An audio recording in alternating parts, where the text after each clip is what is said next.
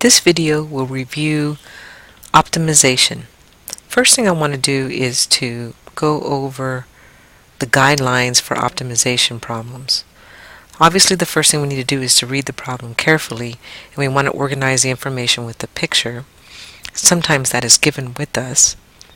The second thing we need to do is to identify the objective function. So I want to remind you that this is the function that needs to be optimized, and we write that in terms of our variables. And the other thing we need to do is to identify our constraint. Basically, this is an equation that restricts the values of our variables. As well, it allows us to write one variable in terms of the other. And we can see that here for part 4, where it says that our job is to use the constraint equation to eliminate all but one independent variable. So when we put it into the objective function, we will get a function that only has one single variable. And then we can go on ahead from there and take the derivative, set that equal to 0 so we can find a critical point, and then realize if that is the maximum or the minimum in our scenario. Let's use these principles for the problem that we had on test number 3, where it asks us to clearly state the equations and solve and answer the question in a complete sentence on the line provided. The first thing we need to do is realize that we have a private shipping company that will accept the box for domestic shipment only if the sum of its length and girth does not exceed 90 inches. So from there, what we can see is that the sum of the length, we can see our length of our boxes from this end to here. We're going to set that to be some variable. We'll let that be y. And then the girth, and I think that's probably where a lot of us were confused about. We actually have to finish reading the problem and realize that it tells us that we have a box at the end. So if I let one side of my box be x, then the other side must be x. In terms of the girth, it'll be x for one side, x for the other, and then x for the other. So the sum of the length would be y plus the girth would be 4x. And that is not to exceed 90 inches. So we can let it equal to 90, but it cannot be bigger than 90 inches. Thus, we have found our constraint. Our constraint equation relates both the x and the y, and it tells us what it cannot exceed, so it limits the values of our x and y.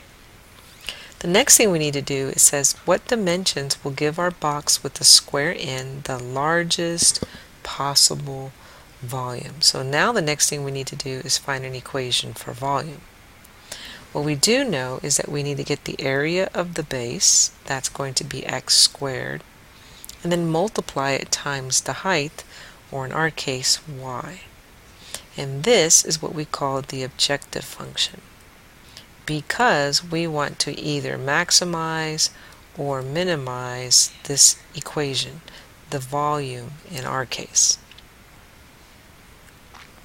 So notice when we want to maximize or minimize, we need to take the derivative of this objective function.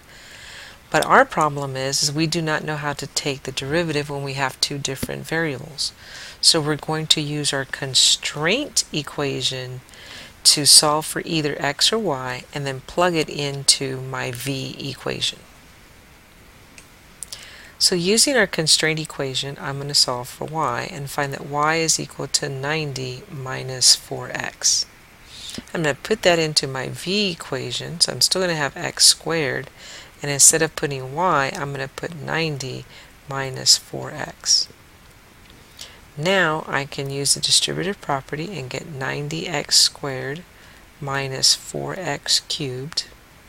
Now I can take the derivative of my volume with respect to x and get 180x minus 12x squared.